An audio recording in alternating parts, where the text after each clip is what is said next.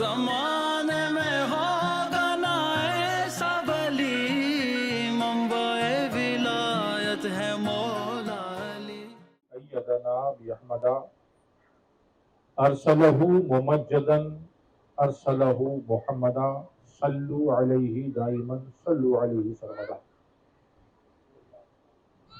آئیے سب سے پہلے اپنے آقا و مولا ماوا و ملجا رحمت للعالمین انیس الغریبین مراد المشتاقین مطلوب الطالبین طٰہٰ و یاسین جناب احمد مجتبیٰ محمد مصطفیٰ صلی اللہ تعالی علیہ وسلم کی بارگاہ بے کس پناہ میں عقیدت و محبت کے ساتھ درود شریف کا نذرانہ پیش کر لیں۔ درود پڑھیے اللہم صلی علی سیدنا و مولانا محمد وعلی آلہ و اصحابہ و اہل بیتہ صلاۃ و سلام علیک یا رسول اللہ صلی اللہ تعالی علیہ وسلم۔ ودانہ سبل ختم الرسل مولائے کل جسر غبار راہ کو بخشا فروغ وادی سینا۔ نگاہ عشق و مستی میں وہی اول وہی آخر، وہی قرآن وہی فرقان وہی یاسی وہی طٰہٰ۔ سبحان اللہ۔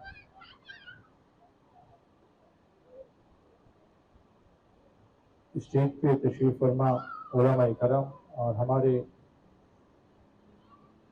بزرگوں، پردہ نشین خواتین اور ہمارے بھائیوں اور عزیزوں،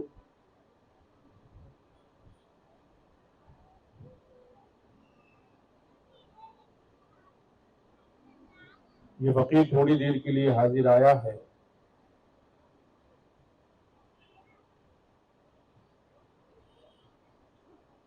اور ہم اور آپ تھوڑی دیر اللہ اس کے رسول کا ذکر کریں گے انشاءاللہ تبارک و تعالی۔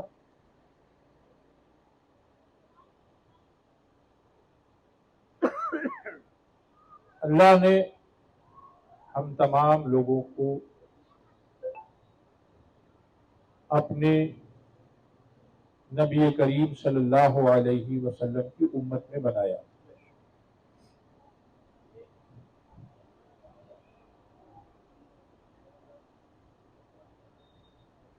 اس کے لاکھ لاکھ احسان و کرم ہے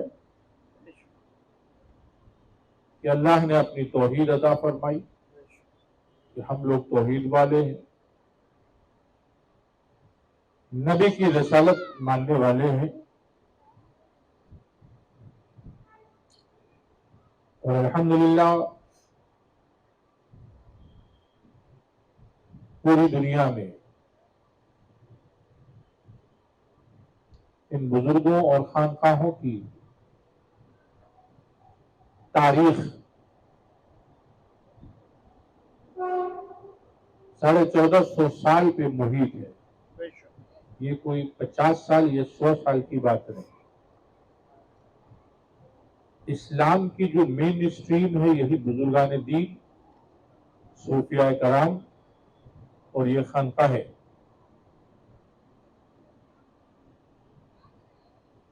آج کی اس مجلس میں رسول کائنات صلی اللہ تعالی علیہ وسلم کے تعلق سے ایک بات عرض کرنی ہے کہ اللہ تبارک و تعالی نے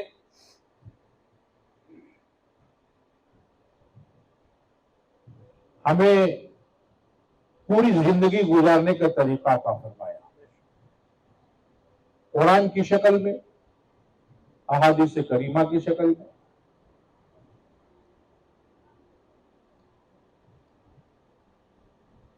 اور دوسری بات یہ کہ ہم لوگ جب تمام لوگوں سے جو ریلیشن ہوتا ہے اور جو ریلیشن محبتوں سے بندھا ہوتا ہے تو ان محبتوں کی ادائیگی کے الگ الگ طریقے ہیں۔ ماں سے محبت ہوتی، بہنوں سے محبت ہوتی ہے، بھائیوں سے محبت ہوتی ہے، باپ سے محبت ہوتی ہے، چچا سے محبت ہوتی ہے، ان محبتوں کی ادائیگی کے طریقے الگ الگ ہیں، سب کو ایک طرح سے شمار کرنا دانشوروں کا طریقہ نہیں رہا۔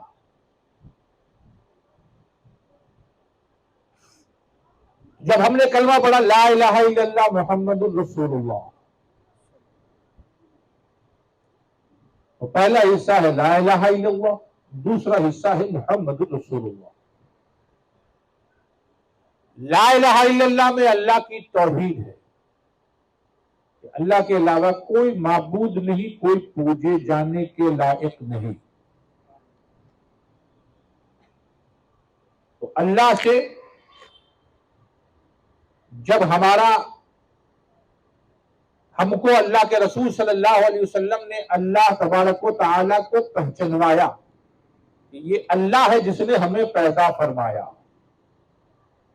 جو تمام جہان کا رب ہے، جو تمہیں روزی دیتا ہے، عقل دیتا ہے، سماعت دیتا ہے، بصارت دیتا ہے، زندگی دیتا ہے، وہی بلاتا بھی ہے، وہی بھیجتا بھی ہے۔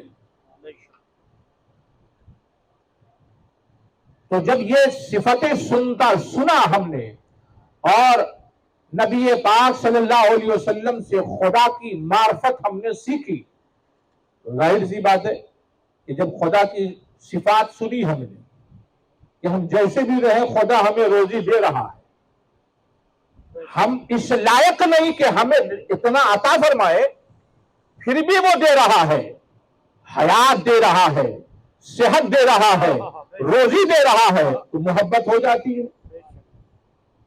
اور جب محبت ہو گئی تو اب تو وہ محبوب ایسا ہے جو بن دیکھے ہم اس پہ فدا ہے،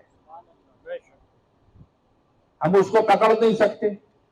جب آدمی محبت ہوتی ہے تو ہاتھ چوم لیتا ہے، بچوں سے پیار اٹھا تو پیشانی چوم لی، پیر سے پیار اٹھا ہاتھ چوم لیا، قدم بوسی کر لی، دست بوسی کر لی، لیکن خدا ان چیزوں سے پاک ہے۔ تو محبت کرے تو کیسے کرے؟ تو اللہ کے رسول صلی اللہ علیہ وسلم نے فرمایا نماز پڑھو۔ اب نماز کیسے پڑھے؟ تو اللہ کے رسول فرماتے ہیں صلو کما رأیتمونی اصلی، جیسے مجھے نماز پڑھتے ہوئے دیکھ رہے ہو ویسے نماز پڑھو۔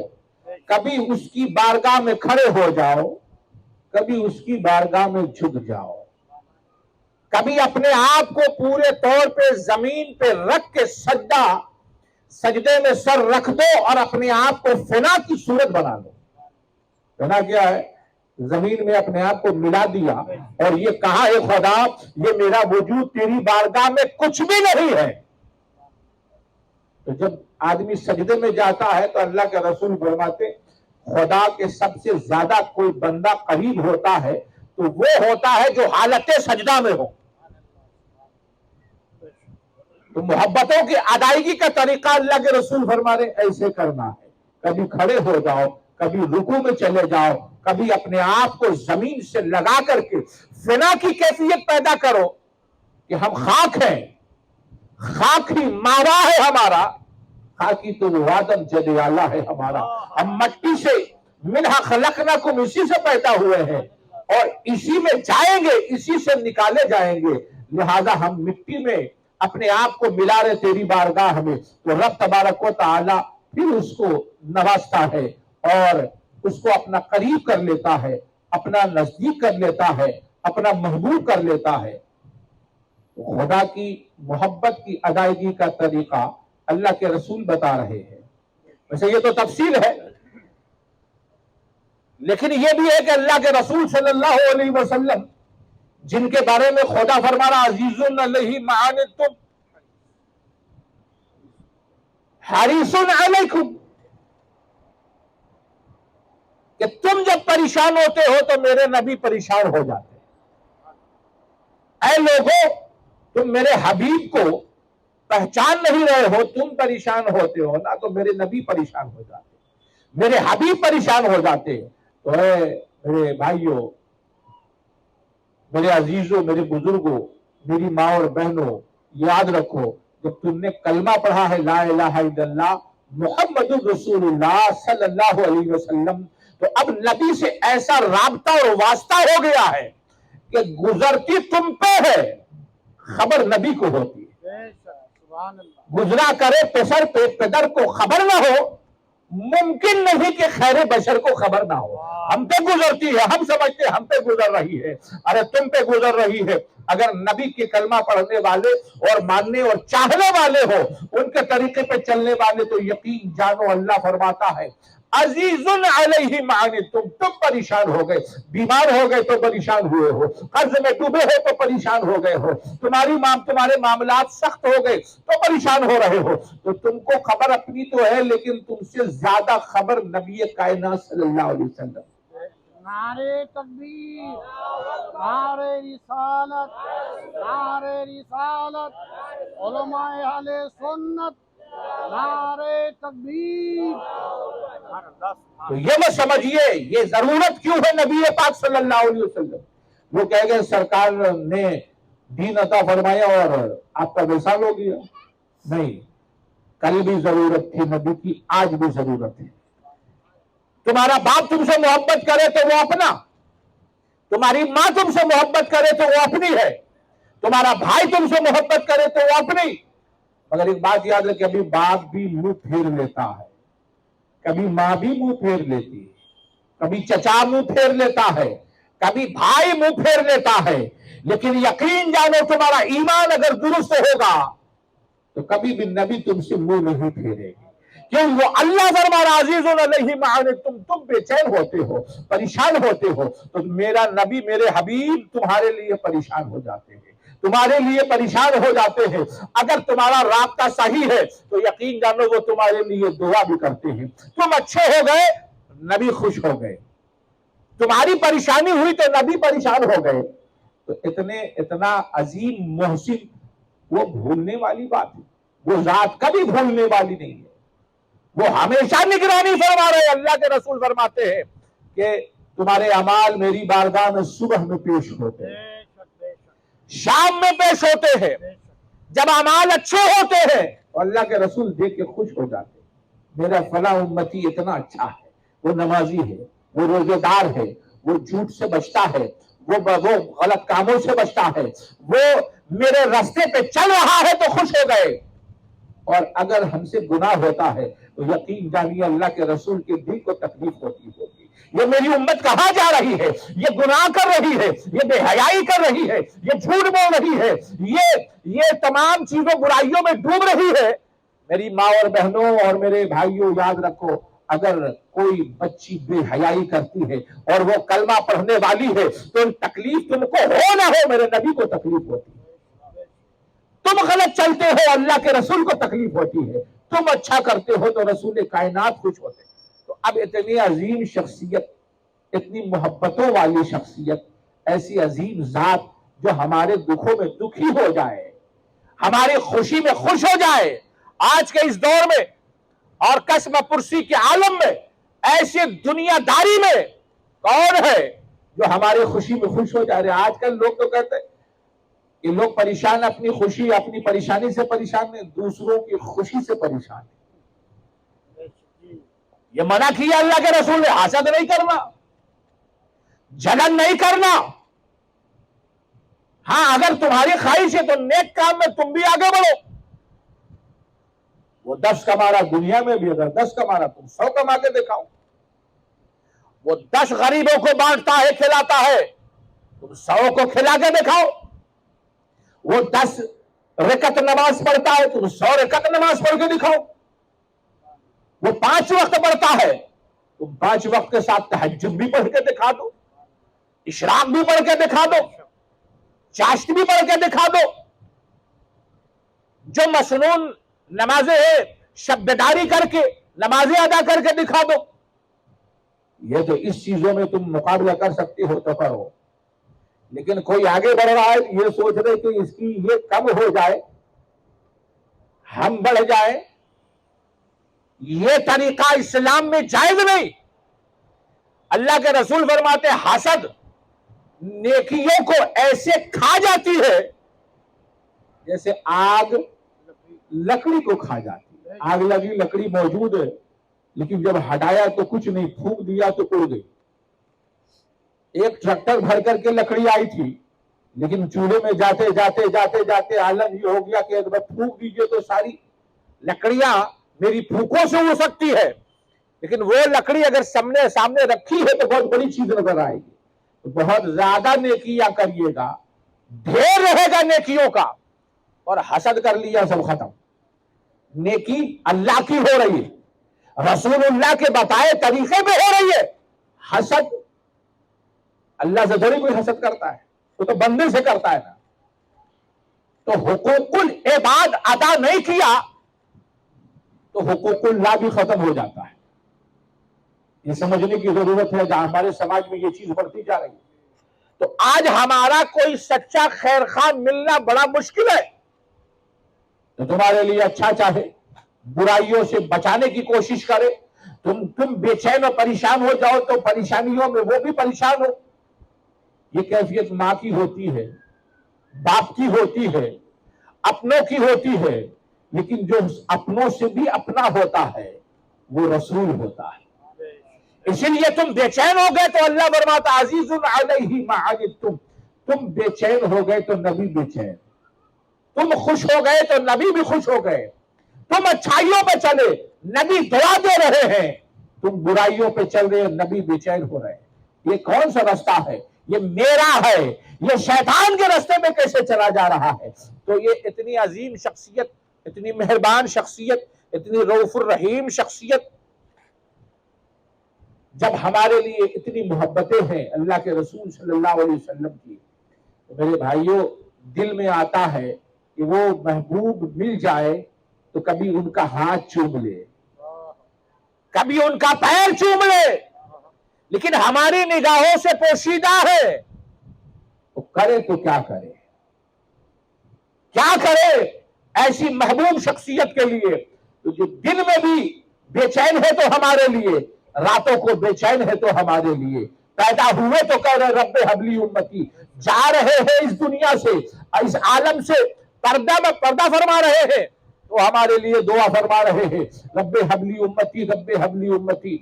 तो ऐसी प्यारी जात के लिए जब मोहब्बतों के नजराने पेश करने की बात आती है तो अल्लाह फरमाता है कि सुनो ए मेरे बंदो, तुमको मोहब्बत करनी है और मोहब्बत के नजराने मेरे हबीब की बारगाह में पेश करना है, तो क्या करेंगे? अल्लाह फरमा रहा है इन्नल्लाह व मलाइकतहु युसल्लूना अलन नबी। सुनो, नबी की जात वो है, मेरे हबीब की जात वो है कि अल्लाह और उसके फरिश्ते नबी पे दरूद भेजते, नबी पे दरूद भेजते हैं। तो एक बात ये बताई क्यों गई कि ना अल्लाह भेजता है फरिश्ते भेजते हैं? ये इंसान को जताया जा रहा है, जताया ये जा रहा है कि अगर तुम दरूदो सलाम मेरे नबी पे भेजोगे तुम्हारे लिए सआदत की बात है, नहीं भेजोगे तो मेरे नबी की बारगाह में कोई कमी नहीं होगी, क्योंकि अल्लाह दरूद भेज रहा है, फरिश्ते दरूद भेज रहे हैं। अब आप सोचिए कि हम लोग दरूदो सलाम की मजलिसें सजाते हैं तो इस आयत पे कौन अमल कर रहा है? अल्लाह अकेले दरूद नहीं भेज रहा, अल्लाह फरमा रहा मेरे साथ फरिश्ते, अल्लाह दरूद भेज रहा है, फरिश्ते दरूद भेज रहे हैं। तो मोमिनो सुनो, तुम भी दरूद भेजो और सलाम भेजो जैसे सलाम भेजने का हक है। तो अल्लाह ने पहले तो अपने बारे में फरमाया मैं भेजता हूं, यानी ये जो दरूद है वो सुन्नत खुदा है। सुन्नत माने तरीका, खुदा का तरीका है कि अपने हबीब पे दरूद भेजता है, फरिश्तों का तरीका है कि वो नबी पे दरूद भेजते हैं। तो अब जो अल्लाह के तरीके पे, अल्लाह की सुन्नत पे चलना है और फरिश्तों के तरीके पे चलना है, फरिश्तों से पाक जमात कौन सी होगी? अभी हम जमात बनाते हैं तो अलग अलग नाम देते हैं, उसमें पाकीज़ा लोग भी होते हैं, کچھ اچھے ہوتے ہیں، کچھ کم اچھے ہوتے ہیں، کچھ اچھے نہیں ہوتے ہیں، سب رہتے ہیں، جماعت بنائی جاتی ہے، ایک نام رکھا جاتا ہے، لیکن اللہ نے جو نوری فرشتے پیدا فرمائے ہیں جن سے گناہ کا صدور ممکن ہی نہیں ہے، ایسی جماعت کے بارے میں اللہ فرما رہا، وہ فرشتے ہیں، تو حکم کس کا ہوگا؟ ظاہر سی بات اللہ کا حکم ہوگا، تو وہ بھی درود بھیج رہے ہیں۔ مطلب یہ کہ آنا ہے اس جماعت میں کہ جس کی صدارت خدا فرما رہا ہے اور جس میں شریک فرشتے ہیں۔ اللہ نے تو یہ سمجھ لیجئے، میں یہ عرض کر رہا ہوں کہ درود اور سلام بھیجنا یہ کوئی حدیث کی بات صرف نہیں ہے، یہ کسی پیر صاحب کی بات نہیں ہے، اس میں کوئی کنفیوژن نہیں ہے، کسی قسم کا شک نہیں ہے، یہ قرآن کی بات ہے۔ قرآن میں اللہ فرما رہا ہے کہ بے شک اللہ اور اس کے فرشتے درود بھیجتے ہیں نبی پر۔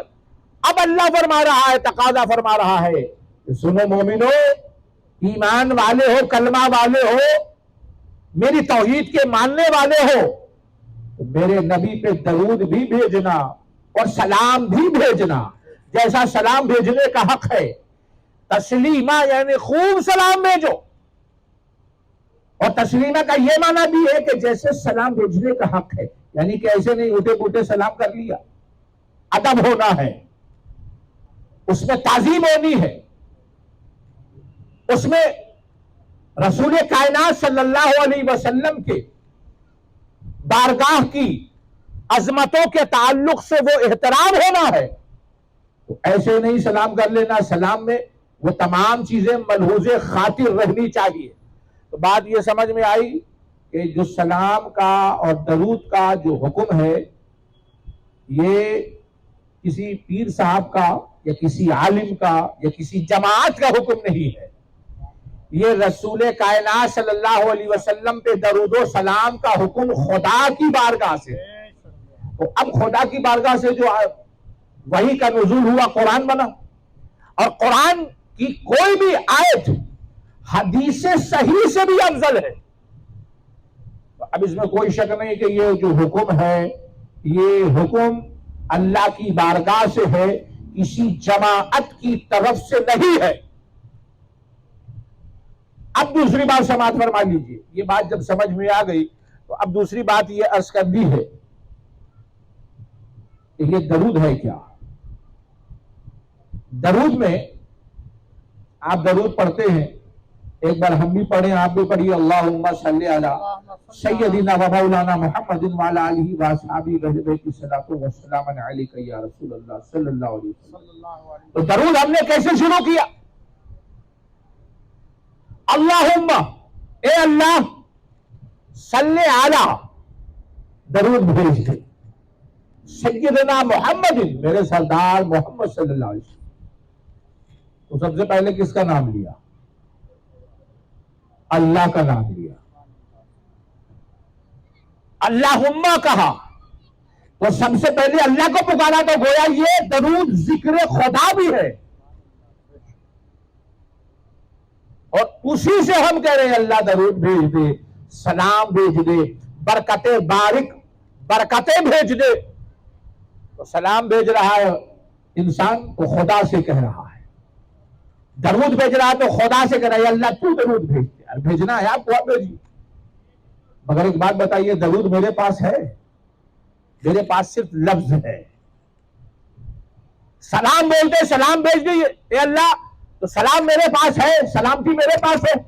نہیں ہے، صرف لفظ میرے پاس ہے۔ اے اللہ برکتیں بھیج دے، تو کیا میرے پاس برکتیں ہیں؟ یہ میرے پاس نہیں ہے، صرف لفظ ہے۔ تو ہم خدا سے کہتے ہیں اللہ درود بھیج دے، رحمتیں، برکتیں، سلام یہ اپنے حبیب کی بارگاہ میں بھیج دے۔ اے اللہ میں تجھ سے دعا کر رہا ہوں، معلوم یہ ہوا یہ درود ذکر الہی ہے اور خدا کی بارگاہ میں دعا ہے۔ یہ بات سمجھ میں آئی؟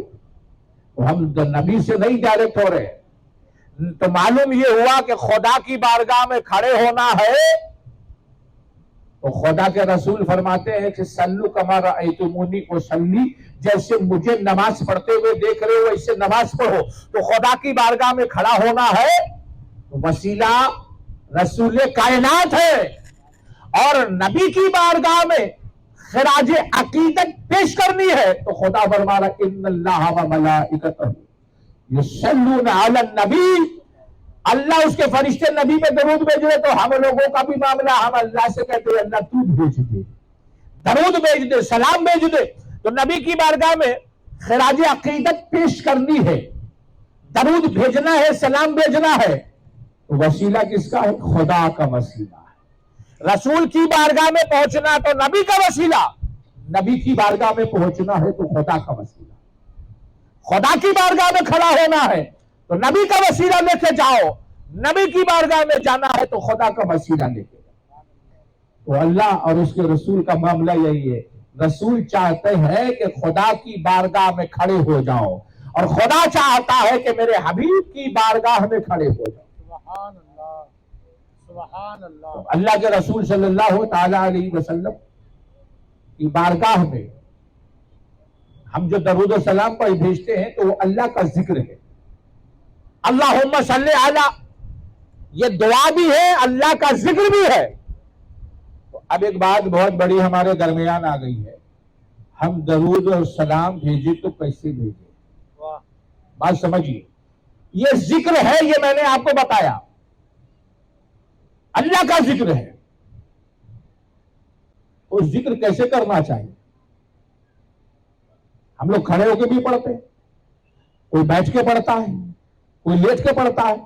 لیکن لیٹ کے پڑھنے کا مسئلہ یہ، بہت سے لوگ ایسے بھی ہیں جو درود پڑھتے پڑھتے سو جاتے ہیں، درود پڑھ رہے پڑھتے پڑھتے سو گئے، بہت سے لوگ ایسے ہیں۔ تو بہت سے لوگ بیٹھے بیٹھے پڑھ رہے ہیں، ہم لوگ نماز میں پڑھتے ہیں تو بیٹھ کے پڑھتے ہیں، ایسے کھڑے ہو کے پڑھتے ہیں۔ تو اب اللہ کیا فرماتا ہے ذکر کے بارے میں؟ اللہ تبارک و تعالی ارشاد فرماتا ہے الذین یذکرون، وہ لوگ جو اللہ کا ذکر کرتے ہیں، وہ کیسے کرتے ہیں؟ قیاماً، کھڑے ہو کے کرتے ہیں، وقعوداً، اور بیٹھ کے کرتے ہیں، وعلی جنوبہم، اور لیٹ کے کرتے ہیں۔ مطلب یہ ہے کہ ذکر الہی کی تین پوزیشن، تین پوسچر بتایا گیا کہ آپ کیسے کر سکتے ہیں۔ ذاکرین، اللہ کے ذکر کرنے والے، خدا کا ذکر کرنے والے، ذکر الہی کرنے والے کھڑے ہو کے کرے تو بھی، قعوداً بیٹھ کے کرے تو بھی، وعلی جنوبہم، اور اپنی کروٹوں پہ یعنی لیٹ کر کے بھی کرے تو بھی۔ تو خدا فرما رہا ہے تینوں پوزیشن کے بارے میں بتا دیا۔ تو یہ نماز کے بارے میں نہیں ہے، یاد رکھیے گا، یہ ذکر جو ہے نماز کے بارے میں ہوتا، لیٹ کے کہاں نماز پڑھتے لوگ؟ لیٹ کے تو پڑھتے نہیں ہے نا، کھڑے ہو کے پڑھے، یا رکوع یا قیام، رکوع سجود جلسہ، عود میں وہی آ گیا، یہ ذکر الگ ہے۔ تو جب ذکر میں پہلی پوزیشن جو ہے قیامن آ گئی، خدا فرما رہا ہے کہ کھڑے ہو کے ذکر کرتے ہیں، وہ قعوداً، اور بیٹھ کے ذکر کرتے ہیں۔ تو میں عرض کر رہا ہوں کہ کوئی شخص اگر کھڑا ہو کے نماز درود و سلام پڑھے تو کوئی اس میں مضائقہ نہیں، بلکہ ذکر کی پہلی جو پوزیشن ہے وہ کھڑے ہو کر کے، بیٹھے ہو تو بھی پڑھ لو، اور اگر لیٹ کر کے کر رہے ہو اور سونے والے ہو تو لیٹے لیٹے بھی پڑھ لو، اور آنکھیں بند ہو جائیں۔ بلکہ بزرگوں نے تو فرمایا کہ جب سونا تو ہاتھ جو ہے وہ سر کے نیچے رہے، پیر مڑا رہے، تو یہ اگر دور سے تصویر کھینچیے تو لگے گا جیسے یہ محمد لکھا ہوا ہے، یہ محمد لکھا ہوا ہے۔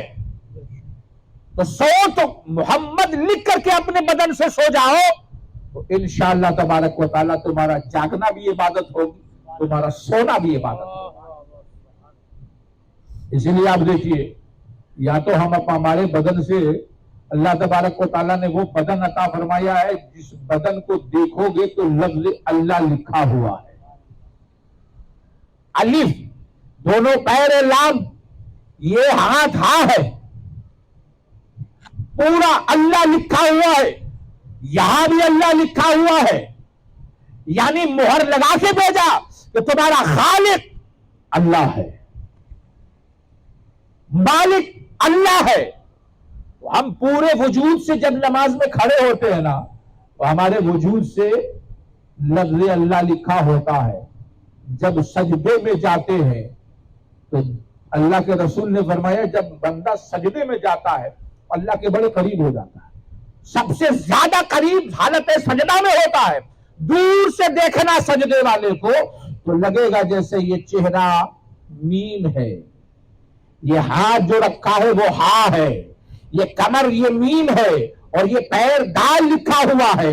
پورے وجود سے محمد لکھا جاتا ہے۔ تو جب محمد اپنے وجود سے لکھ لو گے تو سب سے زیادہ قریب ہو جاتے ہو۔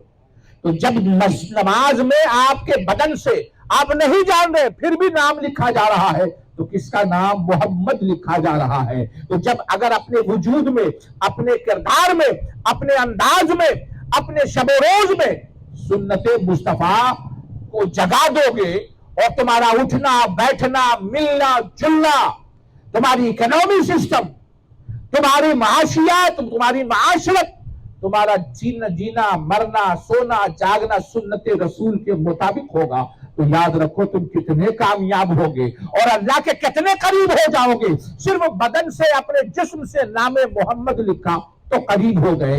اسی لیے تو کوئی اگر اپنے دن کو، اپنے اقوال کو، افعال کو، اپنے کردار کو نبی کی سنتوں میں ڈھال لیتا وہ اللہ کا ولی ہو جاتا ہے۔ معلوم کیا ہوا کہ اللہ تبارک و تعالی نے ہمیں جو جسم عطا فرمایا ہے کبھی اس سے لفظ اللہ لکھ لیا جاتا ہے، کبھی اس سے لفظ محمد لکھا جاتا ہے۔ جب محمد لکھا تو اتنے محبوب ہیں وہ محمد صلی اللہ علیہ وسلم کہ نام بدن سے لکھا گیا، اللہ نے قریب کر لیا، آ جاؤ تم میرے قریب ہو۔ تو میں اسی لیے یہ بات عرض کر رہا ہوں کہ دیکھیے یہ اللہ تبارک و تعالی کی بارگاہ میں کیسے کھڑا ہونا نبی نے سکھا دیا، لیکن رسول کائنات کی بارگاہ میں درود و سلام پیش کرنے کی بات آئی تو میں یہ عرض کر رہا ہوں کہ یہ تینوں چیزیں سمجھ میں آ گئی۔ تین پوزیشن بتائی گئی، یا تو قیام یا قعود یا علی جنوبہم لیتے ہوئے، یہ تینوں پوزیشن ہے۔ نہ کھڑے ہونے پہ شرک بول سکتے ہیں، نہ بیٹھنے پہ منع کر سکتے ہیں، نہ لیٹ کے پڑھنے پہ منع کر سکتے ہیں۔ یہ قرآن کی جانب سے پرمیٹڈ ہے اور بتایا گیا ہے، ذکر کی یہ تین پوزیشن ہے۔ اب وہ تین پوزیشن ہے، جب اللہ پرمیشن دے رہا ہے تو روکنے والے کوئی اور کیسے ہو سکتے؟ یہ سمجھنے کی بات۔ تو یہ بزرگوں نے کیا، بزرگوں کو معلوم تھا، یہ کسی پیر صاحب کی بات نہیں ہے، کسی عالم کی بھی بات نہیں، کسی مسلک اور مذہب کی بات نہیں۔ مذہب الگ ہے، دین الگ ہے نا، تو مسلک اور مذہب ایک ہی لفظ ہے، اس کی بات نہیں ہے، قرآن کی بات میں آپ سے عرض کر رہا ہوں۔ پھر تیسری چیز یہ بھی ہے کہ لوگ بولتے ہیں کہ اگر یہاں سے پکارو گے، کوئی کھڑا ہو گیا، اچھا ایک بات یاد رکھیے، درود، ہر درود سلام ہے اور ہر سلام میں درود ہوتا ہے۔ جیسے ہم درود پڑھتے ہیں اللہم صلی علی سیدنا و مولانا محمد وآلہ وبارک وسلم، اللہم صلی علی درود وسلم، یہ سلام ہے۔ اب آپ کھڑے ہو کے درود سلام پڑھتے یا نبی سلام علیک، یا رسول سلام علیک، یا حبیب سلام علیک، یہ سلام ہے۔ آخر میں پڑھتے صلوات اللہ علیک، یہ درود ہے۔ تو درود کے ساتھ سلام، سلام کے ساتھ درود ہوتا ہے، یہ یاد رکھیے گا۔ اور یہ بھی بڑی پیاری بات ہے، ایک بات یہ بھی سمجھ لیجیے کہ اللہ نے جو اپنی بارگاہ میں خراج عبادت پیش کرنے کے لیے جو لفظ پہ بتایا ہے وہ ہے صلاۃ، اور اپنے نبی کی بارگاہ میں خراج عقیدت پیش کرنا ہے، خراج محبت پیش کرنا ہے، امتی ہونے کا ثبوت پیش کرتے ہوئے خراج پیش کرنا ہے، اس کا نام بھی صلاۃ ہے۔ بس فرق صرف اتنا ہے کہ وہ صلاۃ ہے، یہ بھی صلاۃ ہے، لیکن یہ صلاۃ علی النبی ہے، یہ صلاۃ علی النبی ہے، یہ اللہ کی محبت ہے کہ اللہ تبارک و تعالیٰ کچھ چیزیں جو اپنے لیے استعمال فرما رہا نبی کو بھی دے دیتا ہے، تو محبتوں کا نذرانہ جو پیش کرنا اس کو بھی صلاۃ و سلام بولتے ہیں، تو صلاۃ ہے یہ بھی، اور نماز کو بھی صلاۃ بولتے ہیں۔ اور بات دیکھیے ایسی ہے کہ نماز کی شروعات کیسے ہوتی ہے؟ اللہ اکبر کہہ کے شروعات ہوتی ہے، ہاتھ باندھ لیا۔ درود کی شروعات کیسے ہوتی ہے؟ اللہم، یا اللہ، اللہ کا ذکر پہلے ہو رہا ہے۔ یہاں بھی لفظ اللہ سے نماز صلاۃ، اللہ کے لیے جو صلاۃ پڑھ رہے ہیں اس کی شروعات ہے، اور نبی کی بارگاہ میں جو صلاۃ پیش کیا جا رہا ہے اس کی شروعات بھی لفظ اللہ سے ہے، اور ختم جو کرتے ہیں اس کو بولتے خروج بسنعہ، اپنے قصد سے نماز کا اختتام اس سے نکل جانا، مگر اس سے کیسے نکلتے ہیں؟ السلام علیکہ، السلام علیکم کہتے ہوئے نکلتے ہیں۔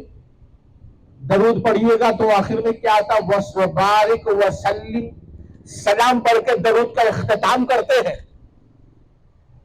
میں صرف اتنی بات عرض کر رہا ہوں کہ جب نبی رب کی بارگاہ میں اپنے آپ کو فنا کر چکے تو وہ رنگ جھلکتا ہے فنائیت کا، خدا کی بارگاہ میں فنائیت کا رنگ جھلکتا ہے۔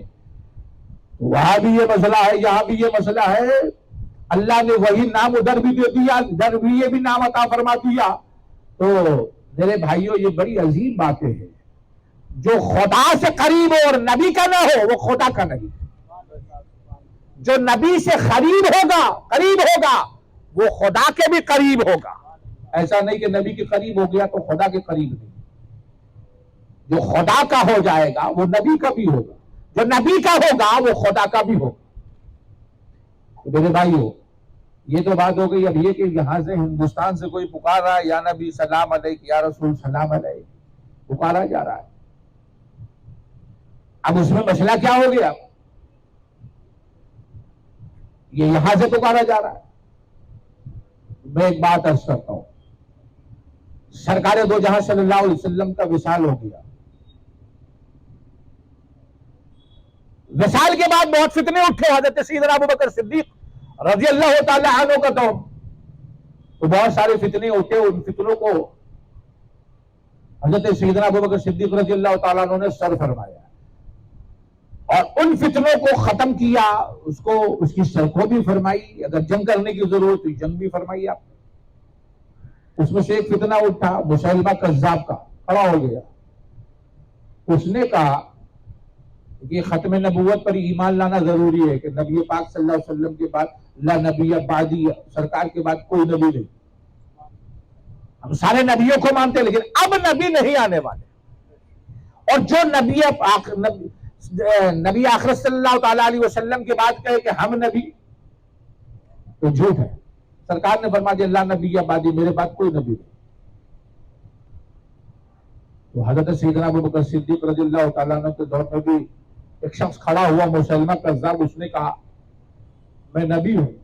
اچھا اس کی بھی عجیب بات، وہ بھی ایسے کہتا تھا کہ وہ بڑے بھائی ہیں، مطلب ماننا کہ وہ بھی نبی ہے بٹ ہم بھی نبی ہیں۔ تو اب ظاہر سی بات ہے نبی کی دعوے داری کرے گا تو بھائی بنا لیتا ہے، بولے وہ بڑے ہیں ہم ان کے بعد آئے ہیں تو ہم پہ ماننا بھی لازم ہے۔ اب یہ بات فوراً تھی نبی پاک صلی اللہ علیہ وسلم کی فوراً بات، تو حضرت سیدنا ابوبکر صدیق رضی اللہ تعالیٰ نے فرمایا کہ اس کو روکنا لازم ہے، اور انہوں نے جنگ کی، اور پھر آپ فوج لے کے گئے، لیکن ادھر جو فوج تھی وہ زیادہ تعداد میں، ادھر کم تھی۔ علامہ ابن اسیر فرماتے ہیں جنگ میں کیا ہوتا، جنگ شروع ہو گئی، لڑائیاں ہو رہی ہیں، تلواریں چل رہی ہیں، تو ان تلواروں میں ادھر سے زیادہ تلوار تھی، ادھر سے جو سیدنا ابوبکر صدیق نے فوج بھیجی تھی وہ کم تھی۔ تو علامہ ابن اسیر نے البدایہ والنہایہ وغیرہ میں آپ نے بیان فرمایا کہ ادھر بھی جنگ ہو رہی فوج تھی، ادھر بھی فوج ہے، مسیلمہ کذاب کے ماننے والے بھی، ادھر صدیق اکبر کے ساتھ صحابہ کرام اور تابعین بھی اب ادھر کھڑے، کہاں؟ مراکش میں۔ مراکش بھی 1-2 کلومیٹر دور نہیں مدینے سے، اور سرکار کا وصال ہو گیا، بہت دور ہے، مرکو کا علاقہ جو کہلاتا ہے۔ تو مراکش میں فوج گئی، جنگ ہوئی۔ اب جنگ میں وہ لوگ زیادہ ہے تو اب یہ دکھانا ہے کہ دیکھو ہم کو اللہ نے بھیجا ہے۔ تو نعرے کیا لگا رہے؟ ادھر کیا نعرہ لگ رہا ہے؟ نعرہ تکبیر لگ رہا ہے، اللہ اکبر کا نعرہ لگ رہا ہے۔ اب نعرہ اللہ اکبر کا لگ رہا ہے تو علامہ ابن اسیر فرماتے ہیں جنگ یمامہ جو ہوئی اس میں حق تو صدیق اکبر کی طرف تھا۔ ادھر سے جب کھڑے لوگ تھے، حضرت خالد بن ولید تھے اور صحابہ کرام کی جماعت تھی، یا دو ہی جماعت تھی، یا تو صحابہ کرام تھے یا تابعین تھے۔ انہوں نے جو نعرے لگائے، علامہ ابن اسیر فرماتے ہیں کہ جنگ یمامہ میں جو حق کی علامت تھی وہ ان لوگوں کا نعرہ تھا۔ انہوں نے نعرے لگائے یا محمدہ۔ یہ سبحان اللہ، یہ ہمارا نعرہ نہیں ہے، یہ تو صحابہ کرام کا نعرہ ہے، یہ تو تابعین کا نعرہ ہے۔ سرکار کا وصال بھی ہو گیا، بولے زندگی میں بلا سکتے، وعدے وصال نہیں بلا سکتے۔ میرے بھائیوں، وصال ہو چکا تھا آقا کا، اس دنیا سے پردہ فرما چکے تھے، پھر بھی صحابہ کرام یا محمدہ پکار رہے ہیں، اور دوری بھی اتنی جتنا ہم کو لگتا ہے ہندوستان سے دوری ہوگی۔ اب اتنی دور سے جب یہ صحابہ کرام اور تابعین پکار رہے ہیں یا محمدہ، تو اس کا رزلٹ کیا ہوتا ہے؟ علامہ ابن اسیر کیا کہہ رہے ہیں؟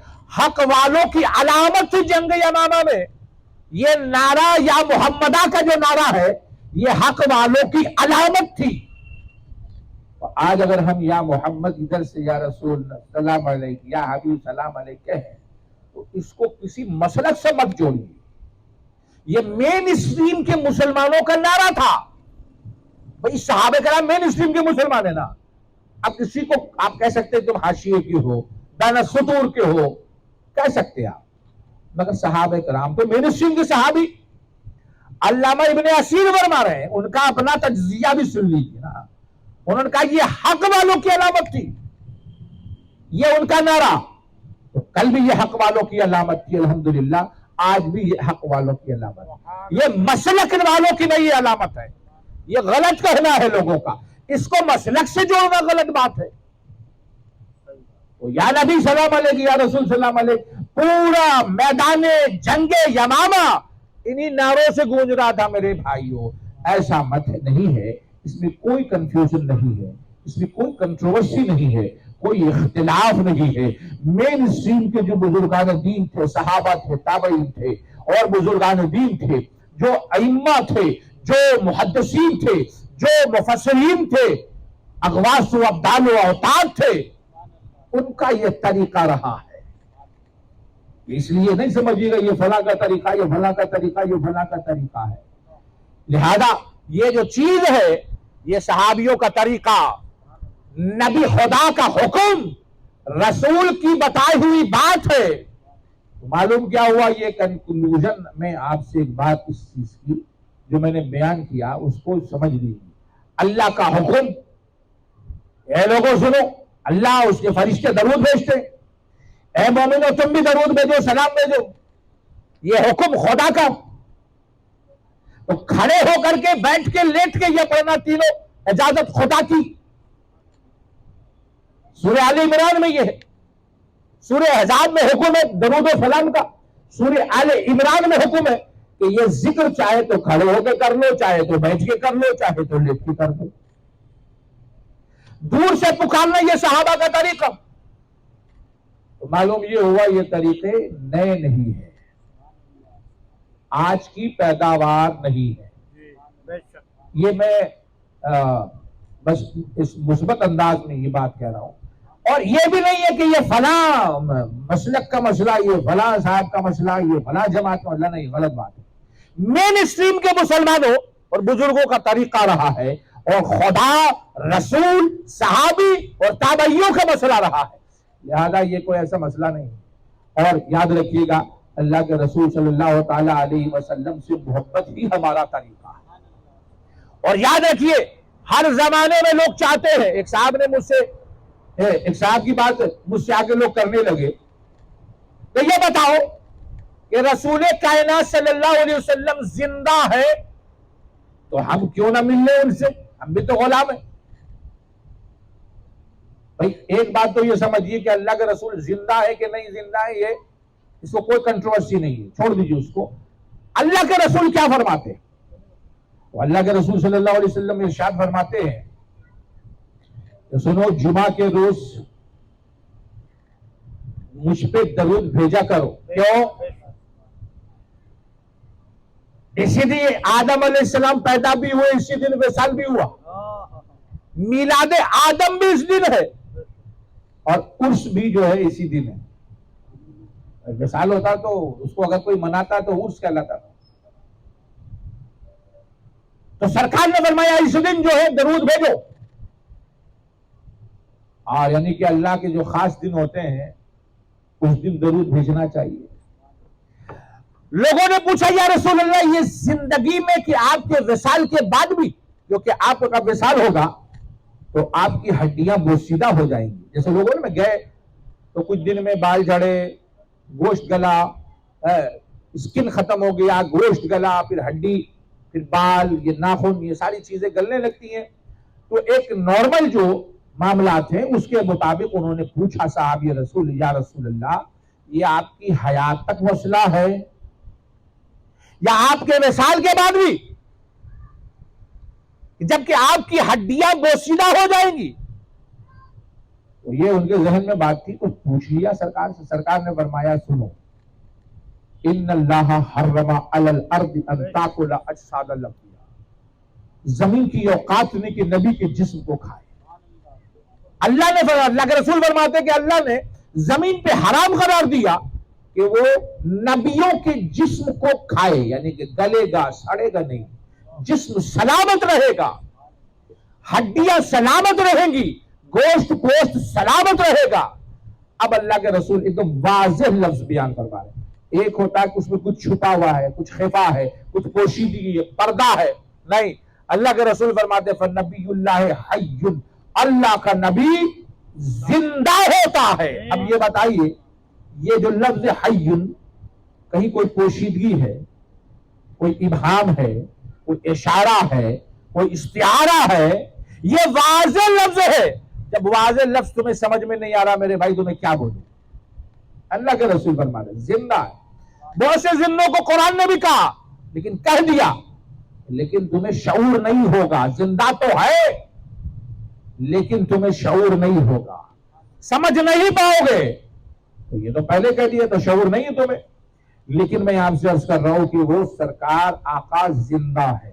سرکار نے فرما دیا درود بھیجو، میں میرے وصال کے بعد بھی میں زندہ رہوں گا۔ کیسا زندہ رہوں گا؟ جیسے اللہ زندہ رکھے۔ وَيُرْزَقْ، اور رزق دیا جاؤں گا، کیونکہ ہر آدمی جب مر جاتا ہے رزق منقطع ہو جاتا ہے۔ گویا یہ دلیل ہے کہ زندہ ہے، رزق بھی دیا جائے گا۔ اب رسول جانے، خدا جانے وہ رزق کیسا ہوگا۔ اللہ کے رسول صلی اللہ علیہ وسلم سے مل بھی لیتے ہیں۔ کل بھی یہ طریقہ تھا، آج بھی یہ طریقہ ہے۔ ایک بزرگ گزرے حضرت وارث رسول نما رحمت اللہ تعالی علیہ، ان کا مسئلہ یہ رہا، ان کو رسول نما کہا جاتا ہے۔ کیوں رسول نما کہا جاتا ہے؟ کیونکہ وہ نبی کی زیارت کرا دیتے، لوگ آتے پھر وہ اپنے بارگاہ میں بچھاتے، کچھ پڑھاتے، بولے یہ پڑھ لو، یہ پڑھ لو، ایسے یہ چلا کر لو، آپ کر لیے۔ تو جس کے دل میں عشق رسول ہوتا ہے کہ سرکار سے مل لیں گے، خواب ہی میں صحیح مل تو لے، تو وہ ان کے طریقے پر چلتا ہے، چلتے چلتے پھر اس کو نبی کی زیارت ہو جاتی۔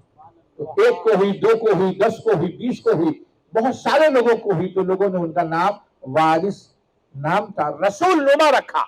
یہ دوسرے حضرت وارث ہے، وہ نہیں، یہ الگ ہے۔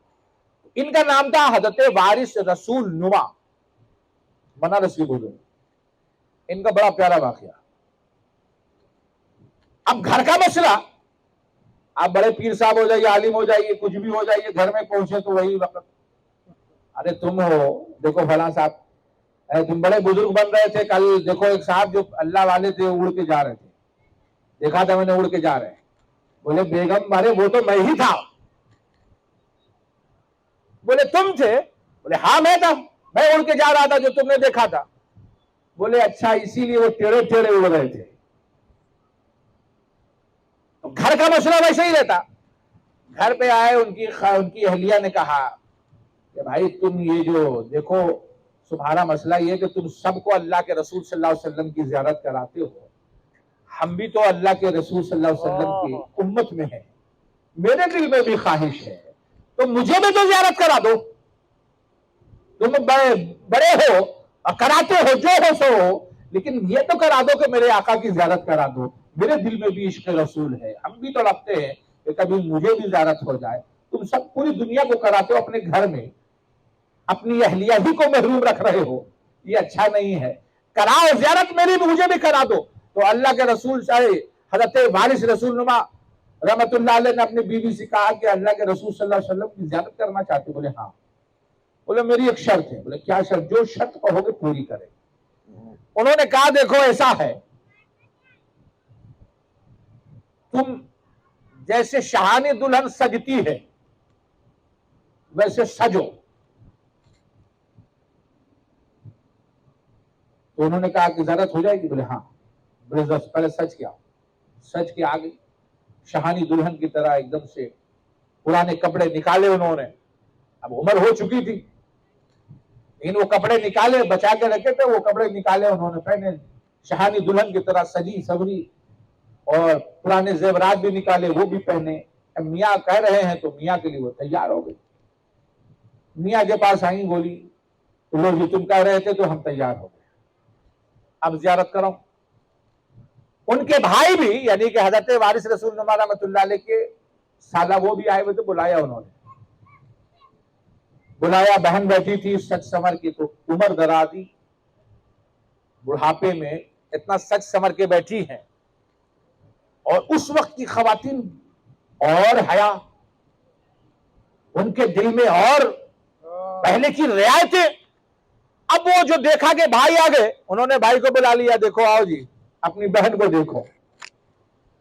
اب تو ان کو ایسا لگا جیسے پھٹے زمین پھٹے، وہ زمین میں سما جائے۔ بھائی سے انہوں نے کہا سالہ سے اپنے کہ دیکھو تمہاری جو بہن ہے ان کو کیا سوار ہوا بڑھاپے میں کہ دلہن کی طرح سج رہی ہیں۔ اب ان کا دل ٹوٹ گیا، بہت روئی، اٹھی، بولے زیارت نہیں کرانی تھی، بول دینا تھا، تم نے میرا مذاق بنا دیا، وہ بھی میرے بھائی کے سامنے۔ بڑی غیرت کا مسئلہ تھا، ان کی غیرت پہ تازیہ نہ لگا، آنکھوں سے آنسو جاری ہو گئے، دل ٹوٹ گیا۔ اور قرآن کہتا ہے جب دل ٹوٹتا ہے، عزیز علیہ ما عنتم، جب دل ٹوٹتا ہے تو نبی کو خبر ہو جاتی ہے۔ دل ٹوٹا، اپنے حجرے خاص میں گئی اور روتے ہوئے آپ اسی طرح سے سجی سمری بھی سو گئی، روتے روتے آنکھوں سے آنسو جاری ہے، آنسو سے بستر بھیگ رہا ہے، اور وہ روتے روتے سو گئی۔ ادھر آنکھیں بند ہوئی، قسمت بیدار ہو گئی۔ آقا کی زیارت ہوتی ہے، اور آقا کی زیارت کرنے کے بعد آنکھ کھلی، میاں کے سامنے حاضر ہوئی۔ میاں نے پوچھا اے بیگم یہ بتاؤ جی بھر کے آقا کی زیارت کی کہ نہیں کی؟ بیوی کہتی ہاں اللہ کا شکر ہے میں نے اپنے آقا کی زیارت کر لی، اور الحمدللہ ان کی زیارت ہو گئی، تمہارا بھی احسان ہے کہ تم نے مجھے زیارت کرا دی، لیکن یہ کیا طریقہ ہے تمہارا کہ تم نے مجھے میرے بھائی کے سامنے میرے غیرت پہ تازیہ نہ لگایا؟ کہا کہ تمہارے پاس اتنا وقت کہاں کہ تمہارے لیے چلا کھینچو، میں کتنا پڑھا تھا تمہیں؟ تو میں نے سوچا کہ ایک رستہ ہے، تمہارا دل ٹوٹ گیا تو نبی کی بارگاہ میں تم منظور نظر ہو جاؤ گی، خبر ہو جائے گی رسول کو میرے لیے اس کا دل ٹوٹا ہے۔ تو اسی لیے فرماتے ہیں کہ نہ بچا بچا کے رکھ اسے، تیرا آئینہ ہے وہ آئینہ جو شکستہ ہو تو عزیز تر ہے نگاہ آئینہ ساز میں۔ میرے بھائیوں، وہ دل نبی کے لیے ٹوٹا تھا تو نبی کو خبر ہوئی ہے، نبی نے کہا گھبراؤ نہیں، تم جو سجے صبری ہو تو تمہاری یہ کوشش کاوش کامیاب ہوگی۔ اللہ کے رسول نے اپنی زیارت ان کو کراتی ہے اور یہ بتا دیا ہے نبی کل بھی زندہ تھے، آج بھی زندہ ہے اور کل بھی زندہ رہے۔ یہ ہماری کمی ہے نا کہ ہم نہیں زیارت کر رہے۔ بہت سے لوگ ایسے جو کل بھی زیارت کر رہے تھے کھلی آنکھوں سے، کچھ لوگ آج بھی زیارت کرنے والے ہیں۔ اسی لیے حضرت امیر خسرو نے خواب میں دیکھا، کسی بزرگ نے کہا کہ حضور اے امیر خسرو، میں تو گیا تھا سرکار کی بارگاہ میں، میری حاضری ہوتی ہے، لیکن تمہارے پیر تو محبوب الہی ہے، تم کو ان کو نہیں دیکھا، میں نے تلاش کرتا رہا نہیں دیکھا۔ اب حضرت امیر خسرو بے چین ہو گئے، میرا پیر عظیم محبوب الہی وہ سرکار کی بارگاہ میں حاضر نہیں۔ اب آنکھ ان کی بھی بھر آئی اور وہ بے چینی کے عالم میں سو گئے، دیکھا کہ سرکار کی مجلس سجی ہے، اس میں حضرت امیر خسرو ہے۔ اب آقا کی بارگاہ میں دیکھ رہے، ادھر دیکھا ادھر دیکھا ادھر دیکھا، سرکار نے بولا کہ کہا امیر خسرو کیا تلاش کر رہے ہیں؟ اپنے پیر کو ڈھونڈ رہے ہو؟ پیر جاؤ پیچھے جا کے دیکھو۔ پیچھے گئے تو جو وی آئی پی کوٹے کا کمرہ تھا پیچھے میں سرکار کی پشت پہ، اس کمرے میں گئے تو دیکھا کہ ان کے پیر موجود ہیں۔ سبحان اللہ، پیر موجود ہے۔ اب آنکھ کھلی ہے، پیر کی بارگاہ پہ پہنچے ہیں تو پیر نے کہا بغیر دیکھے نہیں مانو گے کیا؟ دیکھنا ضروری ہے۔ اچھا اب تو دیکھ لیا، اب تو مان لیا، سمجھ میں آ گئی بات۔ امیر خسرو سمجھ گئے کہ میرا پیر بھی نبی پاک صلی اللہ علیہ وسلم کی بارگاہ میں ان کی بھی حاضری ہوتی ہے، تو اللہ کے رسول صلی اللہ علیہ وسلم کی بارگاہ کل بھی لگ رہی تھی، آج بھی لگ رہی ہے، کل بھی حاضری دینے والے حاضری دے رہے تھے۔ تمہاری جو خواہش ہے، تمہارا جو گول ہے، تمہارا جو مقصد ہے وہ دنیا حاصل کرنا، دنیا مل رہی ہے۔ تمہارا مقصد ہے، جہاں تک مقصد ہوتا ہے وہ حاصل ہو جاتا۔ تم نے کب مقصد بنایا کہ رسول کائنات صلی اللہ علیہ وسلم کی بارگاہ میں حاضری ہو جائے؟ مقصد بناؤ گے تو ضرور کامیابی ہوگی۔ مقصد بنایا ہی نہیں، جنہوں نے مقصد بنایا ہے وہ کھلی آنکھوں سے کل بھی زیارت کر رہے تھے، آج بھی زیارت کر رہے ہیں۔ الحمدللہ میں کچھ لوگوں کو، ایسے لوگوں کو بھی جانتا ہوں جنہوں نے جاگتے میں حضور کی زیارت اپنی انہی آنکھوں سے زیارت کی ہے۔ تو زندہ کو بھی دیکھنا۔ مجھے ایک بات بتائیے کہ ہمارے حامد بھائی ہیں، انہوں نے یہ مجلس فوراً سجا لی، ہمارے نقیب ہیں، ان کی زیارت کرنا ہے، ابھی گیا کی سرزمین پہ بیٹھ کے ان کی زیارت کر سکتے ہیں؟ زندہ ہے کہ نہیں؟ کوئی گیا والا بولے ہم نہیں مانیں گے ان کو، تو زندہ ہے، کیونکہ ہم نہیں دیکھ رہے نا۔ پٹنہ والا بولے نہیں ہم نہیں کر رہے زیارت تو ہم نہیں دیکھیں گے، دیکھ رہے تو ہم نہیں مانیں گے۔ کوئی دلی والا بولے، کوئی کلکتہ والا بولے، بھیا زندہ ہے تو وہاں تک جانا بھی پڑے گا، مسافت طے کر کے پہنچو گے، ضرور زیارت ہوگی۔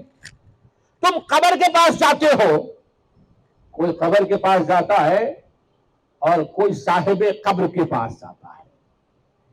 اللہ نے یہ رستہ بند نہیں کیا ہے، یہ ہمارا مسئلہ ہے۔ کوئی اللہ والے کے قدموں میں جائیے اور پڑھیے تو انشاءاللہ تبارک و تعالیٰ پتہ چلے گا نبی کل بھی زندہ تھے، آج بھی زندہ ہے اور کل بھی زندہ رہیں گے انشاءاللہ تبارک و تعالیٰ۔ بہرحال میں یہ چند باتیں ہیں، اور آخری بات میں ایک بات عرض کر دوں کہ رمضان آنے والا ہے۔ اللہ تبارک و تعالیٰ ہمیں روزے، نماز، تلاوت قرآن مجید کی توفیق عطا فرمائے۔ یہ رمضان کا مہینہ قرآن کا مہینہ ہے، یہ رمضان کا مہینہ علی کا بھی مہینہ ہے، دونوں مہینہ ہے۔ اسی لیے سرکار نے فرمایا علی قرآن کے ساتھ، قرآن علی کے ساتھ، دونوں کی تاریخ اسی رمضان میں پڑتی ہے۔ اور ایک بات عرض کر دوں کہ قرآن پڑھیے، قرآن کے نزول کا مہینہ ہے۔ اللہ کے رسول صلی اللہ علیہ وسلم ارشاد فرماتے ہیں کہ قیامت کے دن میں کہا جائے گا جس کو بھی قرآن یاد ہے کہ تم قرآن پڑھو، جتنا قرآن یاد ہے پڑھو، پڑھتے جاؤ بڑھتے جاؤ، پڑھتے جاؤ بڑھتے جاؤ۔ مطلب کیا بڑھنے کا؟ جنت میں چلتے جاؤ۔ علماء فرماتے ہیں اور حدیث میں ہے کہ سرکار نے فرمایا جس کو جتنی آیتیں یاد رہیں گی، اور قرآن جتنا یاد رہے گا وہ پڑھتا جائے گا، ایسے ہی ترتیب کے ساتھ پڑھے گا جیسے قرآن دنیا میں پڑھتا تھا، وہ پڑھتا جائے گا، بڑھتا جائے گا، اور وہ علاقہ بھی اس کو ملتا جائے گا۔ سبحان اللہ۔ علماء فرماتے ہیں شارحین حدیث، جو قرآن میں جتنی آیتیں ہیں اتنے ہی درجے جنت میں بھی ہے۔ گویا اگر کوئی شخص پورے قرآن کا حافظ ہوگا تو اللہ تبارک و تعالیٰ اس کو جنت کے ہر درجے سے گزارے گا۔ سبحان اللہ۔ تو قرآن اگر سینے میں ہے تمہارے، یاد رکھو قرآن اگر سینے میں نہیں ہے تو اللہ کے رسول فرماتے ہیں وہ سینہ جس میں قرآن کی آیتیں نہ ہو، سورتیں نہ ہو، خالی ہو، تو وہ اس گھر کی طرح ہے جو ویران ہے، منحوس ہے، آبادی نہیں ہے، ویسے گھر کی طرح وہ سینہ ہے۔ تو سینے کو آباد کرنا ہے، مدینہ بنانا ہے، تو قرآن یاد کیجیے، الحمد یاد کر لیجیے، سورہ فلق، سورہ ناس یاد کر لیجیے، کچھ سورتیں یاد کر لیجیے گا تو یہ سینہ بھی ہمارا نبی کا مدینہ ہو جائے گا، اور یہ سینہ بھی آباد کہلائے گا۔ اللہ تبارک و تعالی رمضان کی برکتوں سے ہمیں مالا مال فرمائے اور خوب عبادتوں کی توفیق عطا فرمائے۔ نماز، روزہ اور صدقات و خیرات اور زکوٰۃ، تمام جانی مالی ہر طرح کی عبادتوں کی توفیق عطا فرمائے، اور ہم تمام لوگوں کو جو سنا ہے اللہ تبارک و تعالیٰ سننے سنانے اور اس پہ عمل کرنے کی توفیق عطا فرمائے۔ وآخر دعوانا الحمدللہ رب العالمین۔ کھڑے ہو کے صلاۃ و سلام کا نذرانہ۔ منبع ولایت